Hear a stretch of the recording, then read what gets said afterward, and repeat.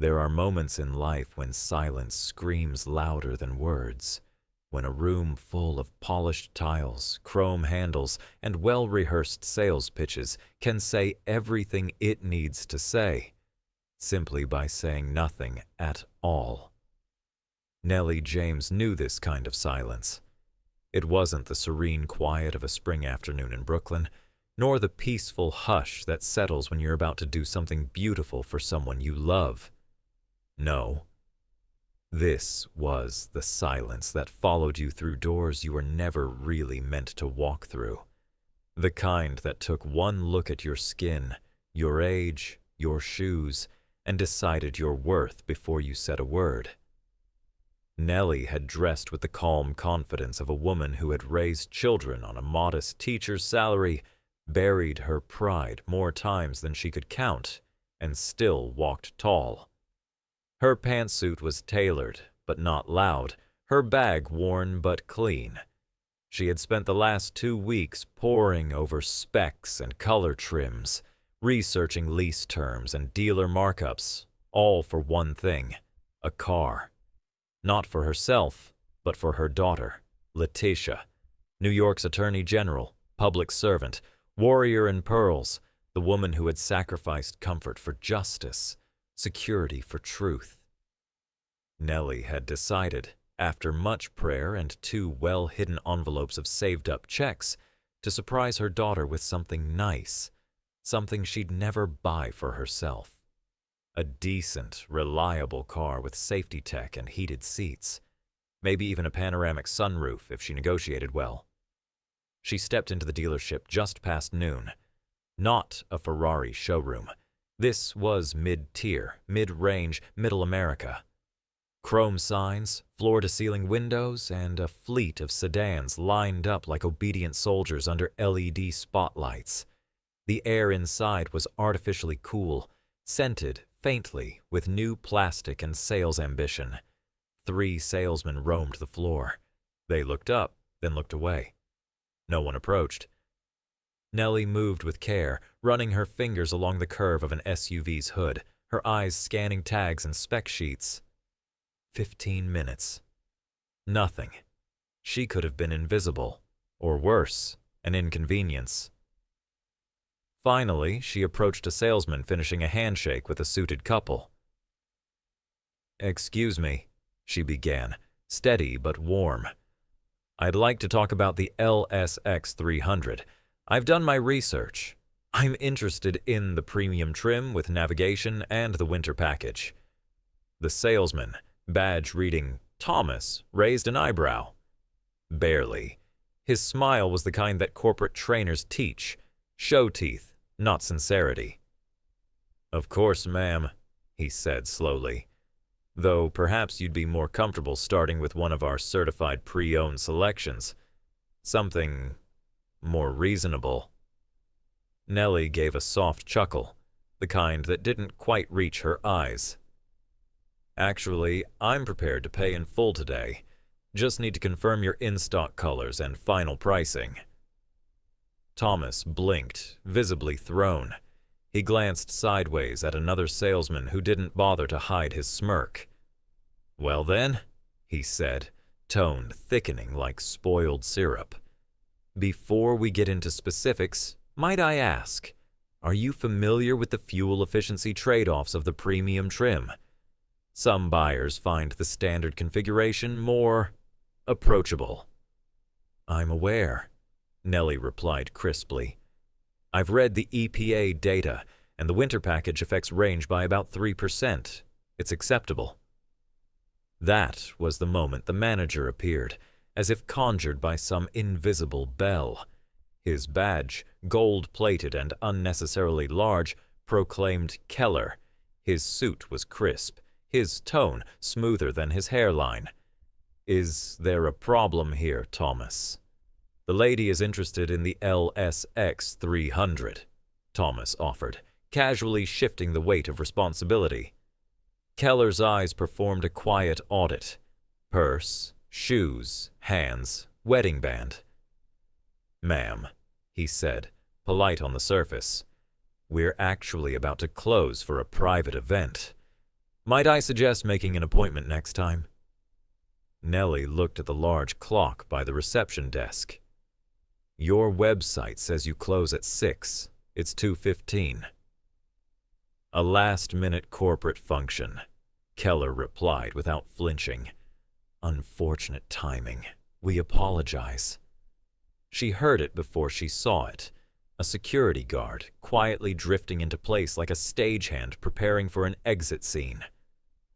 I'm here to purchase a vehicle for my daughter, Letitia James, Nellie said, voice still composed. I believe I have the means to do that. The Attorney General? Keller's voice lilted into disbelief. We would appreciate it, ma'am, if you didn't invent celebrity connections. We're currently assisting serious clients. The words hit harder than they sounded. It wasn't the insult. It was the implication. You don't belong. Not here, not now, not ever. Around her, the showroom fell into a hush. One couple turned slightly away in awkwardness. Another man stared, mouth slightly open, amused. Nellie didn't flinch. She stood straighter. I understand. Have a good day. And she walked out, heels echoing with grace, every step a refusal to bow. Only when she reached her car, safely parked by the curb, did she allow herself to breathe. Her hands trembled as she reached for her phone. She didn't want to make the call, but she needed to. The phone rang once. Ma? Came Letitia's voice, strong and alert. Nellie exhaled. Her voice cracked. I tried to do something nice, but they didn't see me. There was silence on the other end. Not confusion, not surprise. Just that kind of silence Nellie knew too well. The kind that understood exactly what had happened. Back in her office at the Attorney General's headquarters in Lower Manhattan, Letitia James sat behind a stack of civil filings and corporate compliance reports that, until 24 hours ago, felt like the center of the legal universe. But now? Now they felt like set dressing in a theater where the real crime was committed under fluorescent lights and leather-scented air fresheners. Not in a courtroom, in a car dealership, one that dressed up its mediocrity in chrome and called it prestige. Letitia didn't react like the media caricature they paint her to be, a loud liberal with a taste for cameras. She didn't tweet, didn't rally. She opened her laptop and started where real power always starts, policy and proof. First came the law. She scanned through Title II of the Civil Rights Act, section by section, cross-referenced with New York State's human rights law, then paused over a clause about equal access in places of public accommodation. She murmured under her breath like it was scripture. It's not about the car. It's about consent. Who gets to be seen? Who gets to be served? Then came the architecture. She pulled up incorporation documents, traced the dealership's ownership chain like a bloodhound on a corruption trail. 3 shell companies deep, out popped a national brand with a long history of talking about diversity initiatives, while never quite hiring anyone darker than toasted almond, unless it was for janitorial night shifts. The next morning, her attorney, Greg, looked visibly thrown off when the scheduled call wasn't about election interference or opioid litigation. You want to talk? Auto retail discrimination, he asked, blinking. I'm not interested in suing, Letitia clarified. I'm interested in understanding the disease, not just diagnosing the rash. Greg adjusted his glasses. You're going epidemiological on car sales now? Letitia leaned forward, deadpan. If dignity's the patient, then bias is the contagion.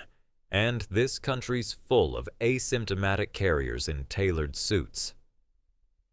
3 days later, she was on a secure call with her father, Robert James, the man who once told her how to spot racism before it opened its mouth.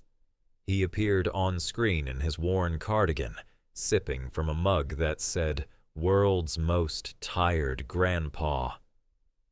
"This feels familiar," he said with a sigh, setting the mug down. "Reminds me of DC, 78. I'd just cashed my federal check, walked into a dealership with my cousin. Dude offered us a pamphlet and pointed us to the used lot. Said the real stuff was out of our league." Letitia nodded. "And did you say anything?" "I told him I'd rather walk than buy a lie. And I walked, but I also taught you never to do just that." "What's that?" "Leave." So Letitia didn't. Instead, she designed a test, a good old-fashioned field investigation, except this one wouldn't involve wiretaps or subpoenas, just 3 people, 3 visits, and 3 very different realities. First came Mark, her college friend and longtime brunch partner, a white tech consultant who looked like a J. Crew ad. He strolled in on a Wednesday afternoon and was offered espresso, leather-scented brochures, and a discount code before he could say navigation package. Next up, Terrence Jackson, a black nonprofit director wearing a gray cashmere coat and polite smile. He waited 23 minutes before someone asked if he was looking for a friend. When he asked about financing options, the salesman responded by pointing out the certified pre-owned selection near the back. Last came Dr. Sharon Washington, a 52-year-old neurosurgeon with enough education to buy the entire dealership if she had the time. The manager looked at her ID, looked back at her, then said, "This model might be out of budget for most customers." She hadn't mentioned a budget. She never got to.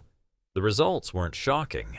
They were statistical confirmation of what black folks have always known and white executives pretend to discover in TED Talks. Letitia compiled it all. And then she made the call. Not to the dealership. That would have been too easy.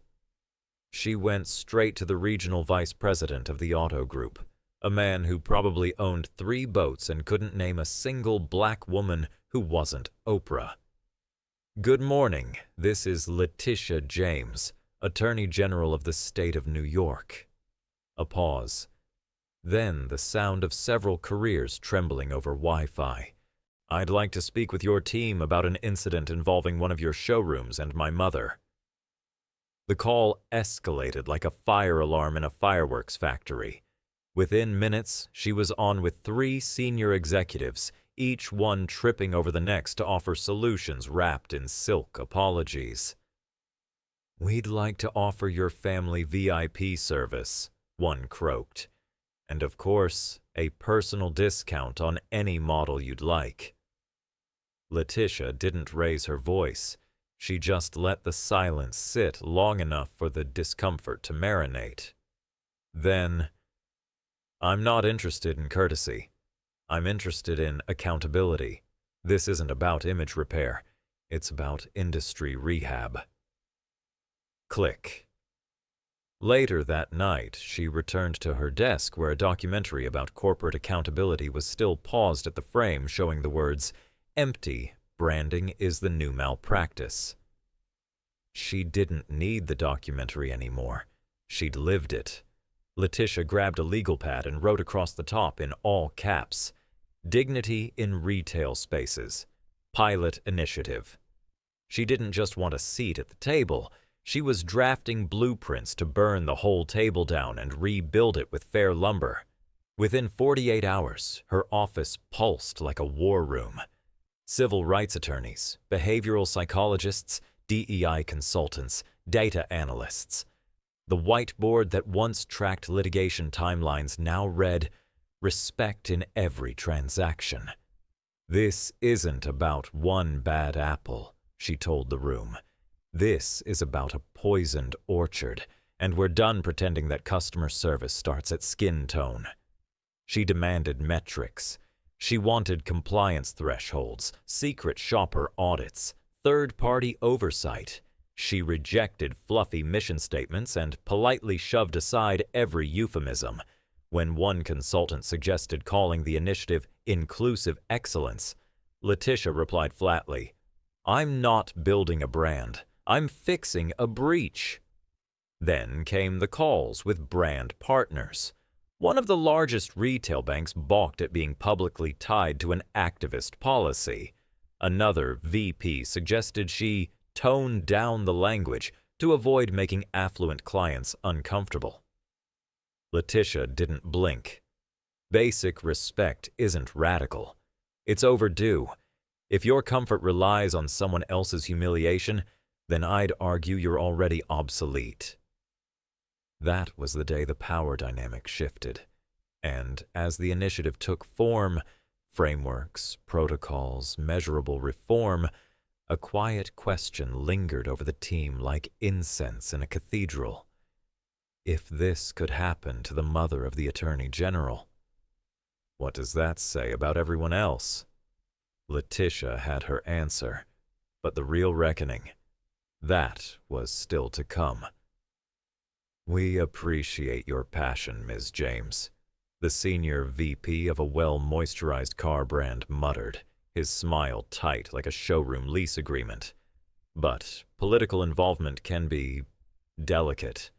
Many of our customers just want a smooth buying experience, free of controversy." Letitia blinked once, slowly with the precision of a federal injunction, then leaned slightly forward, fixing her gaze like a cross-examining prosecutor. "If basic respect is controversial to your customers, then perhaps the controversy isn't me, it's them. And if your brand depends on their comfort with discrimination, you're not selling cars, you're leasing cowardice." The Zoom room froze. One executive coughed. Another suddenly found his mute button fascinating. 5 seconds of silence. Then someone, off-screen, whispered what sounded suspiciously like, "She's right." The meeting ended, not with a cheer, but with contracts. Real ones, signatures, dates, financial commitments. Because sometimes the only way to get billion-dollar companies to move is to remind them that silence has a price, and lawsuits have decimal points. Letitia didn't stop there. No, that would have been too merciful. She turned her attention inward, into the engine room of systemic change, where no photo-op cameras follow. She assembled a team that looked more like a cross-section of America than a boardroom in Connecticut. Civil rights lawyers, behavioral economists, ex-retail managers, 2 ex-cons with PhDs in human instinct, and one terrifyingly efficient grandmother from Bed-Stuy who used to run a union kitchen and took no excuses.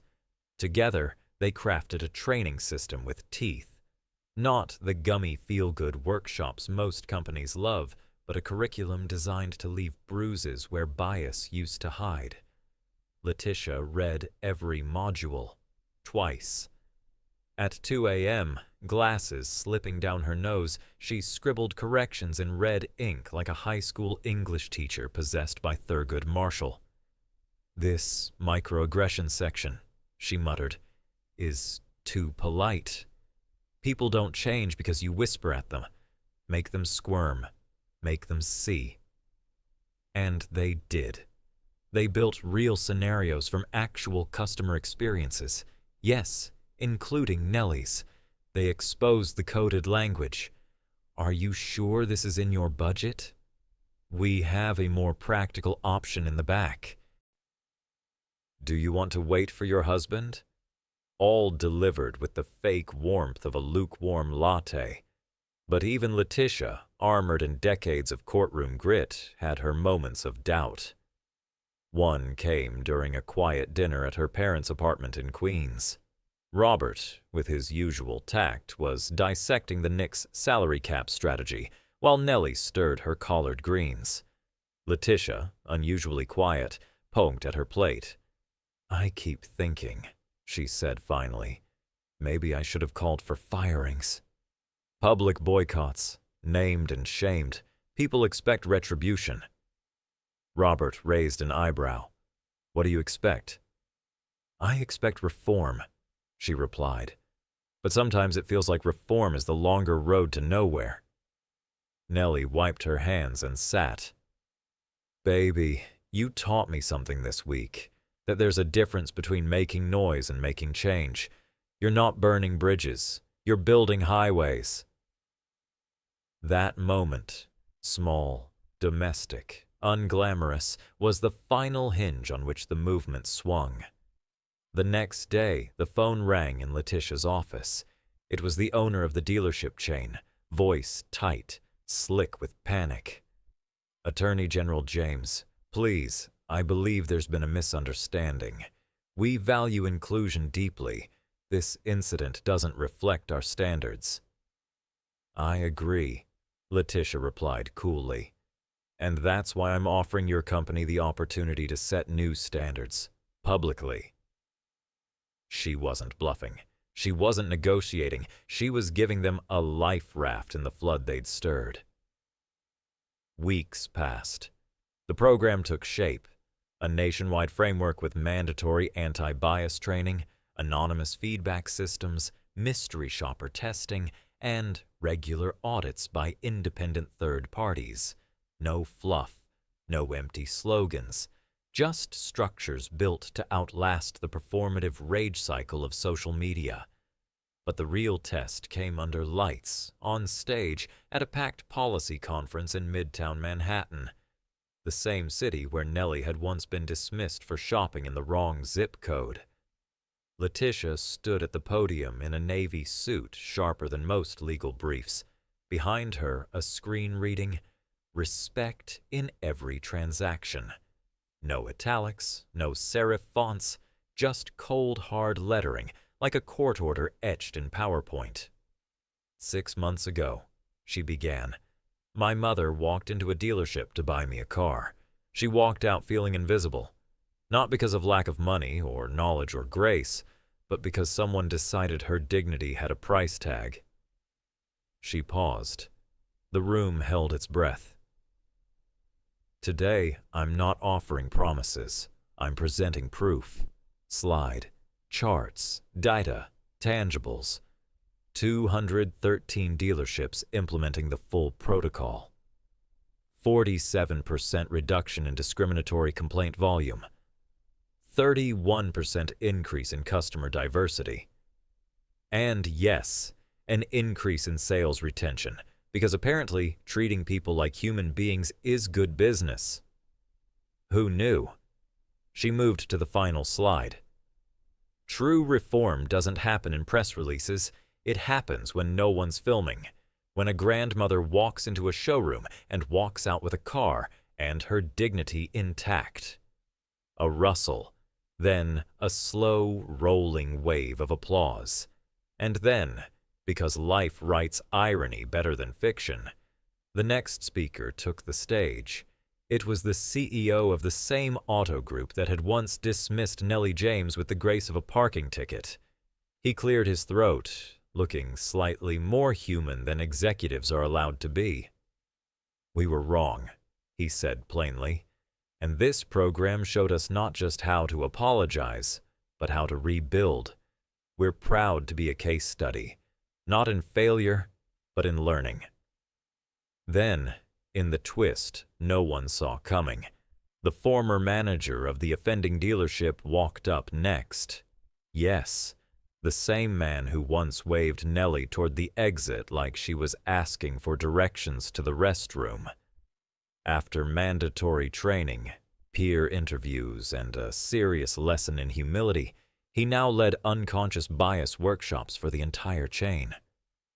My ignorance, he said, voice cracking slightly, cost us a sale, but more than that, it insulted a woman who deserved better, from all of us. A pause. And then, because Letitia knew theatrical timing was a weapon when used wisely, she stepped back to the mic. Redemption isn't given, she said. It's earned, and when people earn it, we recognize it. But don't mistake that for forgetting. The crowd rose. And the story, once a quiet insult in a quiet showroom, was now a blueprint for every corner of retail America. But the story wasn't finished yet, because while applause is nice, implementation is harder. And Letitia James wasn't here for the claps. She was here for the clauses. But beneath the applause, beneath the data, beneath the suits nodding solemnly in their $400 chairs, there was one truth that Letitia James didn't say aloud, but made sure everyone felt. What happened to her mother wasn't just a lapse in service. It was an assault on the architecture of dignity, and the repair bill was long overdue. To drive the point home, figuratively and soon, literally, Letitia unveiled a final video to the audience. It wasn't glossy, no orchestral score, just real people in softly lit frames speaking plainly. "For the first time," one woman said, her voice cracking, "I didn't feel like I had to prove I belonged before I could even ask about a test drive." Another voice followed. "The salesman didn't ask if my husband would be joining. I was the customer." Period. A third. "They didn't watch my every step like I was casing the joint. They watched to see how they could help." The room held still. Even the brand reps, those legendary guardians of image management, were unusually quiet. And in that silence, a shift. 1 month later, Letitia orchestrated a moment that would have been poetic if it weren't so achingly overdue. Nellie James, clad in a cream suit and the kind of grace that can't be faked, walked through the doors of the same Brooklyn dealership that had once treated her like a walking punchline. But this time, the air didn't freeze. The eyes didn't dodge. The staff didn't vanish like ghosts afraid of daylight. Instead, a new regional manager, a black woman in her early 40s, badge sharp and posture proud, stepped forward with a bouquet and a tone that had nothing to do with PR and everything to do with restoration. "Mrs. James," she said, extending her hand, "it's an honor to welcome you. On behalf of our team, we'd like to offer a formal apology for what you experienced and invite you to speak during our next leadership training series. We believe your story can help rewrite how this industry understands service." Nellie smiled. Not the kind people give when they're trying to be polite, but the kind you earn after surviving indignity with your spine intact. Letitia stood nearby, blending into the crowd. She didn't need to step forward. She wasn't here to make a scene. She was here to ensure scenes like this never needed to happen again. And when reporters, always circling like hawks with press passes, finally spotted her, she didn't pose. She didn't grandstand. She simply walked to the mic and said, "This was never about punishment. It was about transformation. And no transformation is complete unless it reaches the places that tried to shut you out." Then, without skipping a beat, she announced a partnership between the Office of the Attorney General and the dealership chain, a fund supporting education in underrepresented communities, particularly in fields like automotive engineering, urban design, and ethical business leadership. "You don't fix systems by scolding them," she added, voice unwavering. "You fix them by outbuilding the architects of exclusion." Later, back in Queens, the James family didn't gather to celebrate a verdict or a press cycle or a viral moment. They gathered because they'd made it through something ugly and turned it into something useful. The dinner was simple: roast chicken, seasoned greens, and the kind of laughter that only comes from shared memory. Robert raised his glass, but it was Nellie who spoke. "To the power of turning insult into instruction," she said, eyes flickering with the glow of candlelight and something far deeper. "You didn't retaliate. You rewrote the script." Letitia nodded. The corners of her mouth curled in a rare softness. Laws get challenged. Headlines fade. But if one woman walks into a store tomorrow and doesn't have to steel herself against being erased, then it's worth it.